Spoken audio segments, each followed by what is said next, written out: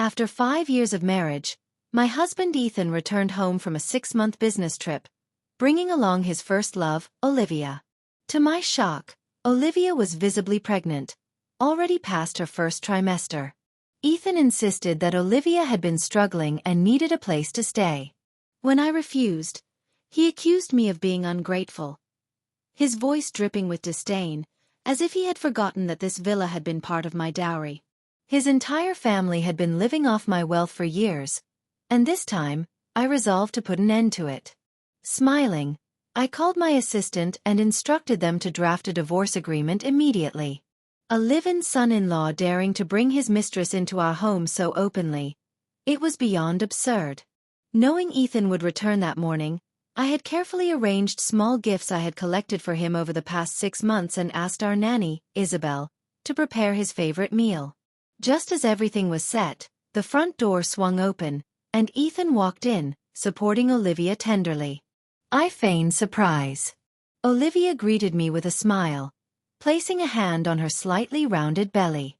"Vivian, it's been so long." Seeing her condition, my anger flared.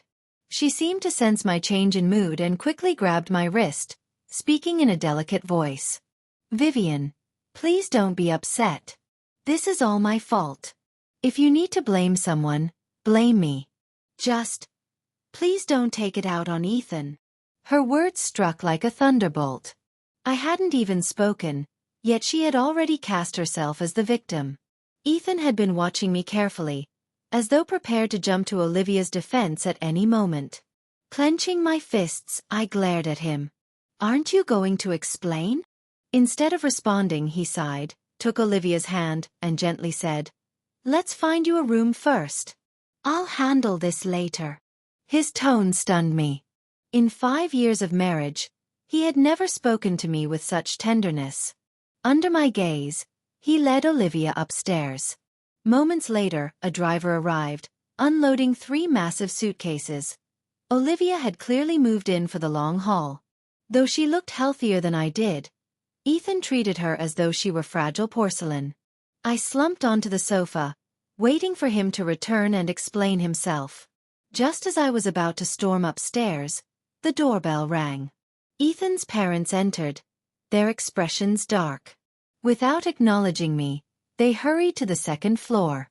Following behind, I overheard Ethan speaking earnestly to them. "I didn't mean to keep this from you. Olivia's pregnancy was unstable in the beginning, and I didn't want to take any risks. Please understand. Olivia and I love each other, and the baby is your grandchild." Hearing this, memories of our marriage surfaced. Whenever I disagreed with his mother, Ethan would always excuse her, telling me to be patient with her age. He had never once stood up for me. I had thought this was just his personality, until now, when I saw how fiercely he defended Olivia. Only then did I realize I had been nothing but a fool. Olivia clung to Ethan's mother's hand. "I never wanted to destroy his marriage," she murmured. "Brother Ethan and I truly love each other. I hope you can understand." Ethan's mother's expression softened. Then she glanced at me. I could see the hesitation in her eyes. Over the past 5 years, I had sent them money every month. Financially, Olivia could never compare to me. But in that moment, my heart sank. I knew where this was going. Ethan had humiliated me by springing this on me publicly, without even the courtesy of a private conversation. Did he really think I had no dignity? The room fell silent. Seizing the moment, Olivia's eyes welled up with tears. "The baby is innocent," she sobbed. "No matter what, I will give birth to him. You can blame me, but please, don't let my child suffer." Her large tears fell dramatically, making her look pitiful enough to stir sympathy from anyone watching. Ethan, visibly distressed, wiped them away. His voice was filled with resentment as he turned to his mother. "Mom, say something. You know pregnant women need to stay calm." Ethan's parents had pressured us to have children since we married. Yet in 5 years I had never conceived. They had gossiped about me behind my back. I had always known. Then Ethan's father, who had remained silent until now, finally spoke. Olivia is carrying our family's heir. For the sake of the child, everyone must be more understanding. The moment those words fell, all eyes turned to me. They stood together, a united front, making me feel like the outsider in my own home. I scoffed. Does my opinion not matter at all? Ethan's expression darkened. He stepped in front of Olivia protectively. Vivian, are you deaf? I just explained everything to you. What more do you need to hear? I let out a hollow laugh. My husband had been gone for 6 months, only to return with this humiliation. Instead of offering me even a shred of respect, he acted as though I was the one in the wrong. Seeing my silence, Olivia clutched Ethan's wrist. Brother Ethan, if Vivian is really angry, maybe I should leave. Ethan's mother immediately interjected. You are carrying our grandson. How could we let you go? Ethan turned to me with a glare. Say something. Look how frightened Olivia is. No matter what, the baby is mine. If you have a problem, take it out on me in private, but I won't let you hurt her. Tears welled in Olivia's eyes once more. No, brother, I don't want you to be upset. It pains me to see you like this. At that, Ethan's eyes reddened, and his parents smiled approvingly. It was clear, they were fully on her side. I had heard enough. Turning on my heel, I walked away, locking myself in the master bedroom for the rest of the afternoon. Laughter echoed from the living room, grating on my ears. Later, Isabel knocked gently before entering. Madam, Olivia originally wanted to move into the master bedroom, but Ethan's mother stopped her. I looked at her silently, waiting for her to continue. They said you still hold the purse strings. They can't afford to anger you too much just yet. Isabel had known me since childhood. She hesitated before adding, they also mentioned that all of Olivia's pregnancy expenses will be covered by you. Since you can't have children, you might as well be involved and experience it too, Isabel said. I felt my face stiffen. Adjusting my sleeves, I calmly asked, anything else? She added that since I had no children, all my assets would go to this child. I couldn't help but laugh. This family really had everything planned out. Although anger burned inside me, I kept my composure, knowing this wasn't the right time to react. Isabel then asked what I intended to do next. I simply smiled and told her to carry on as usual. She brought me lunch. After eating, I sat by my bedroom window and looked outside. Downstairs, Ethan was taking Olivia out for a walk. Memories surged back. It had also been an afternoon like this, 5 years ago. I had gone back to my parents, crying and insisting that I would only marry Ethan. At that time, my parents had already chosen a different groom for me. Levi, the sole heir of a major corporate empire. Levi and I had been neighbors since childhood, and my parents adored him. They often invited him over for dinner. But I had never felt anything romantic toward him. Ever since I met Ethan, my heart had belonged to him, and I had no desire to marry into the Levi family. I kept telling my parents that our generation should choose our own spouses, and besides, Levi probably didn't like me that way either.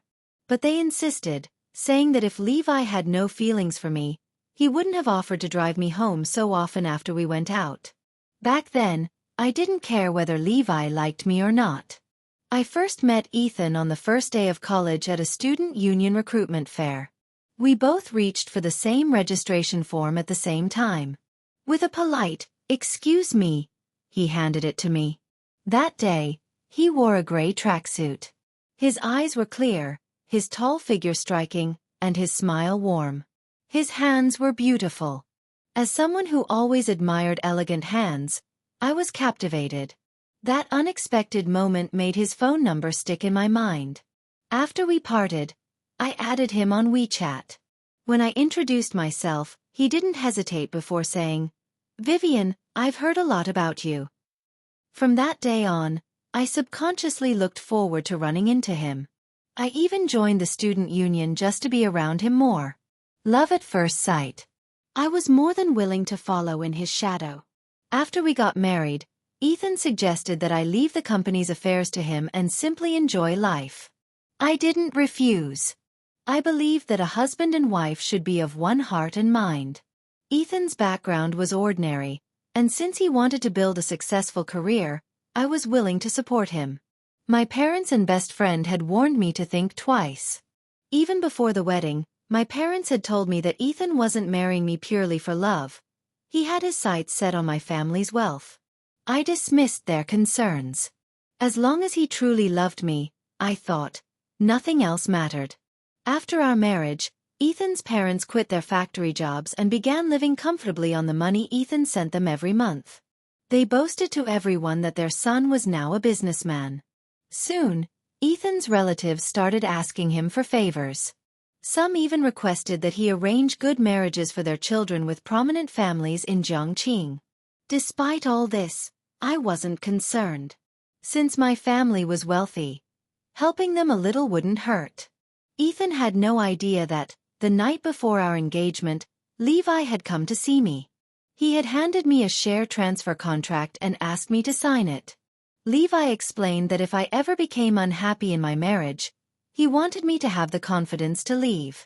Clenching his fists, he told me, "Vivian, besides your family, you also have me. If Ethan ever hurts you, I will make him pay." I laughed, thinking he was overreacting. Since childhood, I had trusted my own judgment. I had believed that Ethan would never betray me. Now, I see that everyone had been right. I had been so blinded by love that I ignored all the warnings. After our wedding, no matter how much I tried to please Ethan, he always found faults in me. He complained that I wasn't good at housework, that I had a temper, and that I wasn't as virtuous as the wives of his friends. Back then, I devoted myself entirely to Ethan. I even changed my habits for him. He liked seeing me at home when he returned from work, so I made sure to be there. I studied recipes, cooking different meals to suit his taste. My best friend, Zhou Ran, said I had changed so much after marriage that I was unrecognizable. The carefree girl who once loved shopping and taking photos had transformed into a woman who sacrificed everything for a man. Ethan's parents were thrilled with me. At family gatherings, his relatives praised my beauty and kindness. But Ethan was the only one who always found faults. I thought it was because I wasn't good enough. Now I realize the truth. He only saw me as a stepping stone. Without love in his eyes, he would never appreciate me. Just like that, without consulting me, they moved Olivia into my house. That evening, Olivia knocked on my door, inviting me to dinner. I refused 3 times, but she began sobbing outside my door. Her cries grew louder, drawing Ethan's attention. When he arrived, she seized the moment to say, "Vivian seems to resent me a lot." When I invited her to eat, she even scolded me. I opened the door, my face full of irritation, staring at Olivia, who looked pitiful and wronged. Ethan rushed forward, holding her arm with great concern. "Stop crying. I'll handle this," he reassured her. Olivia then pulled a hairpin from her pocket and extended it to me. "Vivian, I made this myself. Please take it. Can we get along?" Before she could finish, I interrupted coldly. "Stop pretending. Who are you trying to fool?" At my words, Olivia buried herself into Ethan's arms, sobbing even more. Ethan turned to me with anger and struck me across the face. "Vivian, I've warned you before. Olivia is pregnant and must remain calm. Are you trying to upset her on purpose?" The way he looked at me, as if I were some kind of monster, shattered the last bit of affection I had left for him. I stared at this shameless pair in front of me. Then, without hesitation, I stepped forward and slapped Ethan, twice. I used all my strength. His face turned red and swollen instantly, his expression one of utter disbelief. "Vivian, are you insane? How dare you hit me?" I looked down at my reddened hand and let out a cold chuckle. "You were the one who initiated everything. Why are you getting so angry now?" I am the young lady of the Vivian family. How dare you treat me this way? Hearing the commotion, Ethan's mother quickly intervened to mediate. Vivian, Ethan was just in a hurry. Don't argue with him. Noticing that I remained indifferent, she anxiously tugged at Ethan's sleeve, silently signaling him. It was the first and only time Ethan had ever laid a hand on me. I could sense his unease. However, whether it was due to Olivia's presence or his own pride, he refused to apologize, turning his face away stubbornly. Ethan, his mother called out, knowing that if this continued, Ethan would be the one at a disadvantage. I acted impulsively, but if you had simply come down to eat with Olivia, none of this would have happened. His words were anything but an apology. Each sentence implied that I was being unreasonable. My heart sank, and I refused to go downstairs for dinner, avoiding his family for the rest of the night. It was Isabel who took pity on me and brought me a meal. The next day, I didn't wake up until noon. Seeing that they were about to have lunch, I left without a second glance. At work, my assistant informed me that rumors had spread throughout the company. Ethan had returned from a 6-month business trip with a pregnant woman, and now everyone was gossiping about me. Half an hour after I left home, Ethan messaged me, asking me to bring 2 boxes of bird's nest for Olivia when I returned. He also suggested buying her some jewelry as an apology for upsetting her the previous day. His commanding tone amused me. I casually replied, "If she wants it, you can take care of it yourself." The moment I sent the message, Isabel told me that Olivia had taken all the health supplements my mother had recently sent me, claiming they were beneficial for her baby. "What did they say?" I asked. With irritation, Isabel replied, "Ethan's family is thrilled. They said if she wants anything, just let them know." Every 3 months, my mother ensured I received a batch of supplements to maintain my health. Yet, her kindness was being taken for granted. Even Ethan's mother, who usually knew where to draw the line, allowed it. There was no reason for me to tolerate their behavior any longer. If they had no regard for me, why should I continue to protect their reputation? I went straight to the office and held a high-level meeting. After reviewing the company's recent progress, I reassigned responsibilities and made an official announcement. I was returning to the Vivian Group. Effective immediately, Ethan was banned from setting foot in the company. The entire room erupted in shock. I gave no further explanations. After the meeting, I instructed my assistant to make my decision public. If Ethan's family wanted a grandchild, they could take responsibility for it themselves. After handling company matters, I returned home, informing my parents in advance. My mother immediately cleared her schedule to have dinner with me. Since my announcement, Ethan had called me over a dozen times, but I ignored each one. When I arrived home, my mother's face filled with concern as she noticed the dark circles under my eyes. "Vivian, what happened? Why do you look so worn out?" Her warmth broke my composure. Overwhelmed, I hugged her, my nose stinging as tears welled up. Since childhood, I had always been the pampered princess of the family. Few dared to mistreat me, and I rarely cried in front of my mother. Seeing my tears, she immediately understood the severity of the situation. Her phone rang twice. She glanced at it briefly before gently patting my back. "You always try to shield us from bad news. But something this serious? How could you keep it from us?" Sobbing, it took me a while to finally speak. "I insisted on marrying Ethan despite you and Dad's warnings. I know you never approved of him. I didn't want to cause you any more trouble." My mother's voice carried a hint of anger. "Your father and I will always be your strongest support. Don't worry about us blaming you. We've always known Ethan wasn't right for you. You chose him, but it's not too late to walk away. If he treats you like this, just find someone better." I cried in my mother's embrace for a long time. Even someone as gentle as her was furious at Ethan's actions. Just then my father returned home, accompanied by Levi, whom I hadn't seen in a long time. Quickly wiping my tears, I teased, How does someone as busy as Levi have time to hang out with my dad? My mother nudged me and whispered, Levi hasn't visited in a while. He must have come because he heard you were back. I hesitated, unsure whether to stay or leave. Levi studied me for a moment before sighing softly. Miss Vivian, you used to tease me every time we met. Why so quiet now? You were always so headstrong. How could you endure such grievances in your marriage and come back crying to your mother? If you're wronged, take revenge immediately.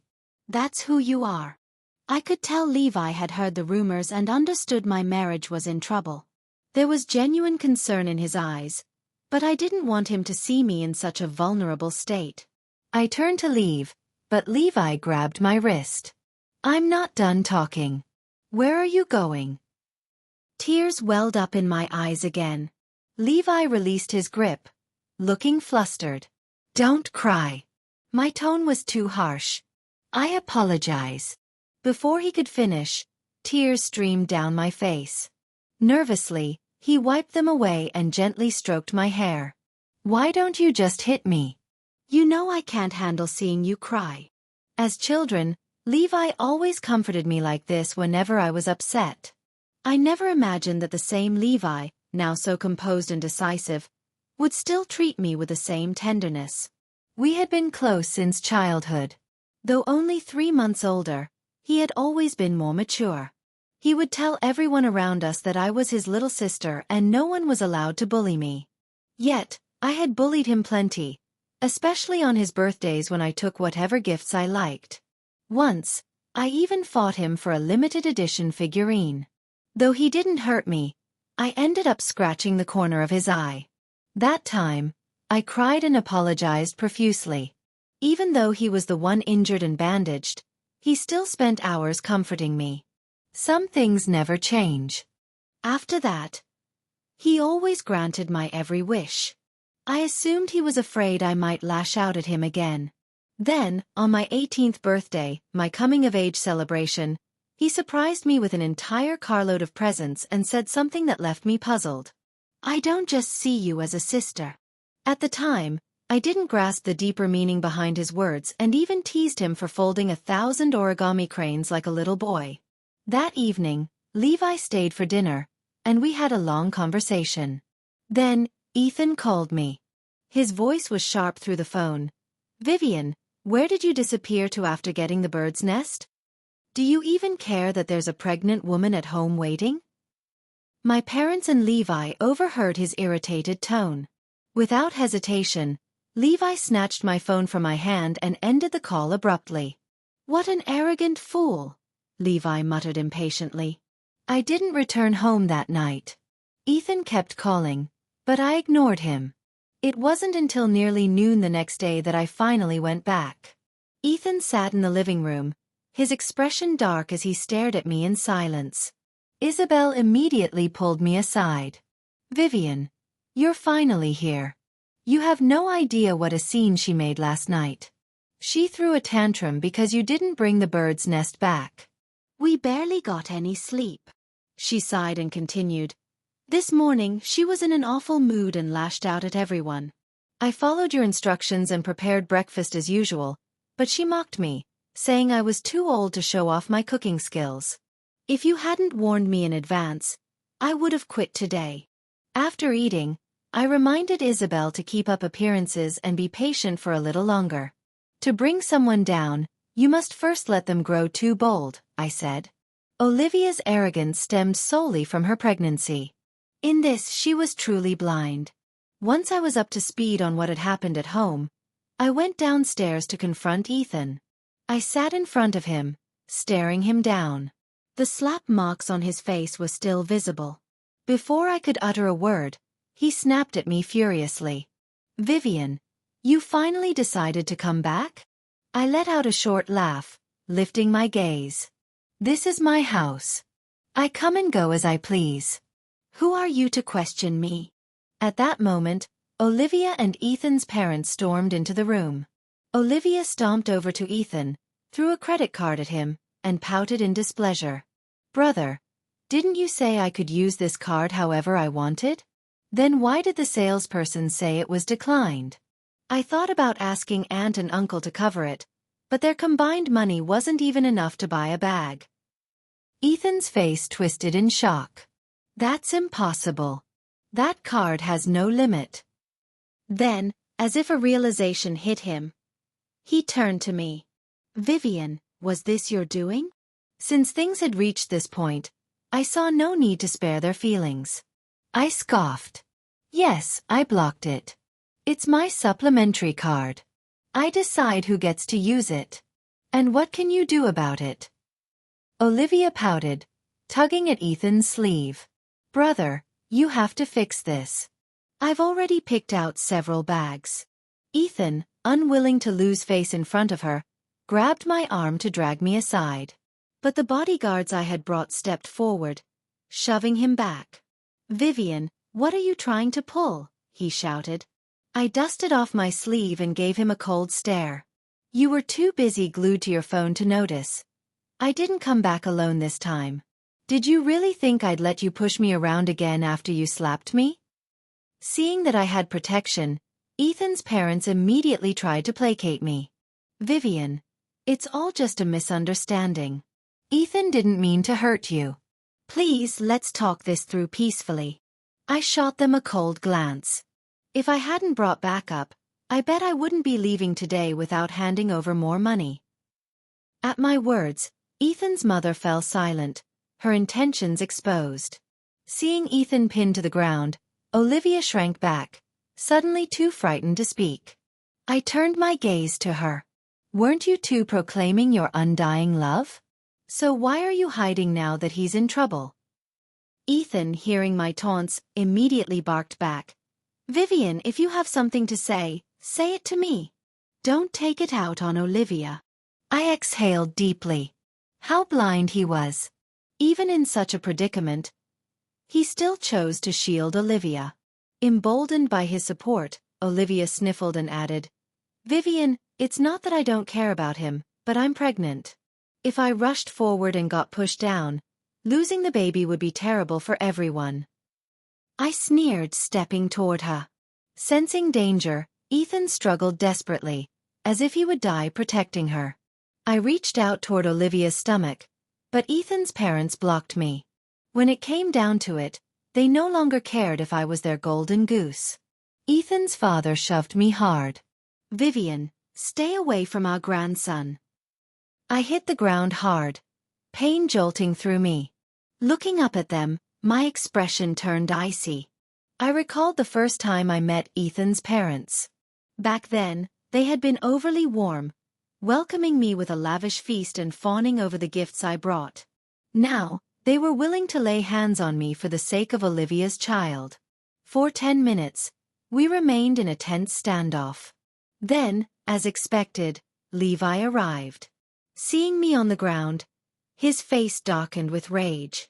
He lifted me up, his voice sharp. Who did this? I pointed at Ethan's father without hesitation. Levi turned to the bodyguards. Hold him down. Ethan went berserk. Let go of my father. What the hell do you want? Ignoring his screams, I ordered my guards to tie them all to chairs. Ethan, in his rage, spewed increasingly vile curses, even dragging my ancestors into it. I'd had enough. Slap him 10 times, I instructed. My voice was eerily calm. Blood trickled from Ethan's mouth as his parents roared in protest. But what good was their anger now? I turned to Olivia, who was sobbing pitifully, begging Ethan to save her. I tilted her chin upward. Tell me, is that child really Ethan's? Ethan froze. What do you mean? Olivia's face stiffened for a moment before she forced a smile. Of course the baby is his. I watched her carefully. Every time she called Ethan brother in front of me, it made my stomach churn. Levi had come precisely when I expected, because last night, I gave him a task. And with the influence of the Levi family in Zhongchang, I knew he'd handle it well. I uncovered a collection of photos and chat records showing Olivia entering and leaving hotels with her ex-boyfriend about a month and a half ago. When Olivia saw the evidence, she panicked and exclaimed, "How is this possible?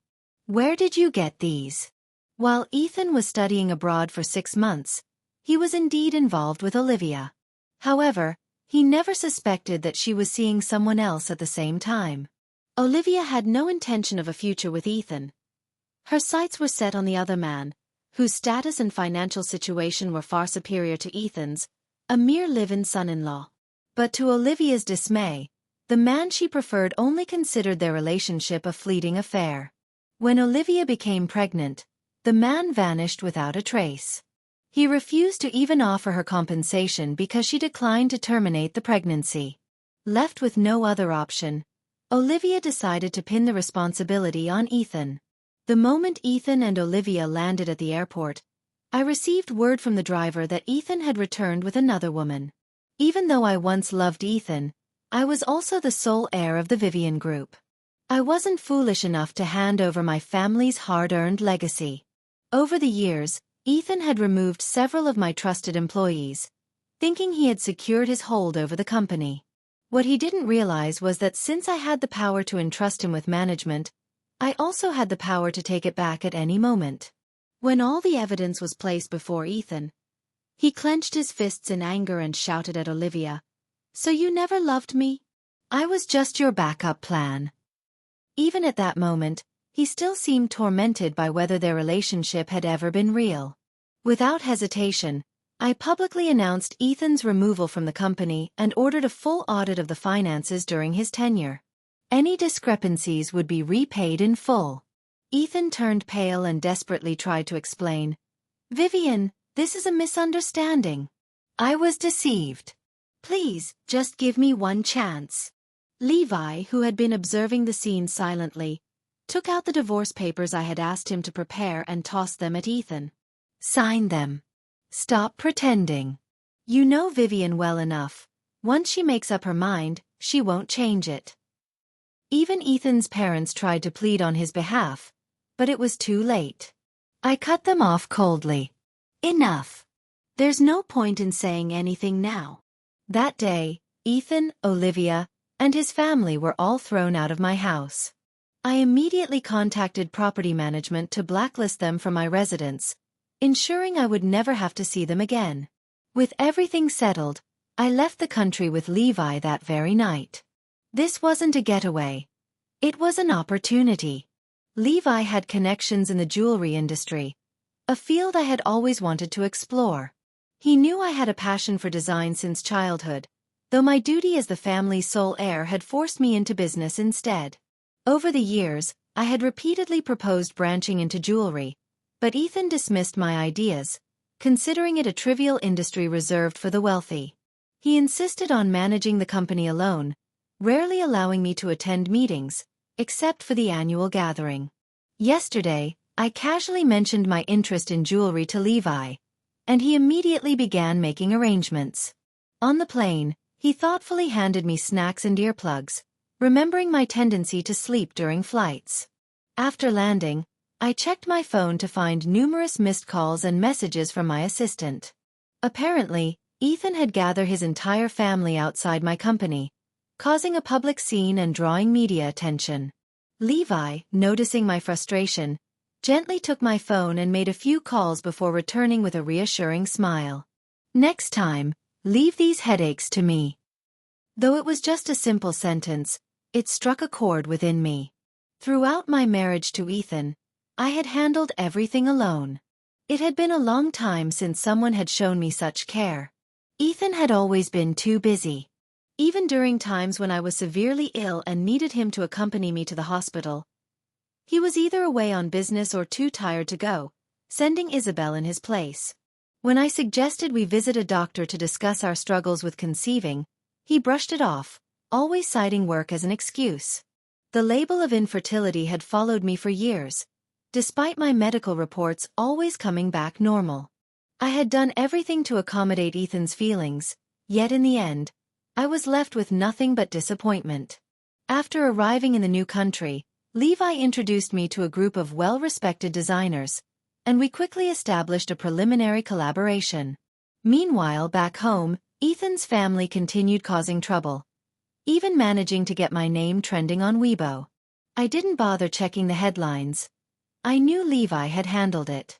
However, I instructed my assistant to keep me updated on any developments. Once our business discussions concluded, I invited Levi to dinner. To my surprise, he brought me a bouquet of eustomas. Seeing the flowers, I froze for a moment. Noticing my reaction, Levi asked, "What's wrong?" I smiled and replied, "You might find this funny, but every anniversary, Ethan gave me pink roses." I told him countless times that my favorite flowers were eustomas, but he always got it wrong. That night, I drank more than usual, something I hadn't done in years. Ethan had always expected me to be the perfect wife, forbidding alcohol entirely. After Levi helped me back to my room, I vaguely remember him whispering something, but I was too lightheaded to catch his words clearly. Meanwhile, matters back home remained unresolved. My parents called, suggesting I extend my stay to unwind. Since Levi wasn't particularly busy, we decided to remain in the new country a little longer. He had spent 2 years studying abroad here and knew the place well. For the first time in a long while, I felt like I was finally reclaiming my own life. Levi took me to the university where he had completed his postgraduate studies, showing me around many hidden and fascinating spots. I discovered countless intriguing little things. He insisted on paying for everything every time. When I asked why he wouldn't let me spend my own money, he simply smiled and said, "How could I let my sister pay when we go out? People would laugh at me." But I remembered that night when I was drunk. He hadn't called me his sister when whispering in my ear. We spent 7 days in the new country. We would sleep in late, then go out for lunch, shop, and watch the sea. Every night, we stayed out until midnight before heading back. During those 7 days, I felt more at ease than ever before.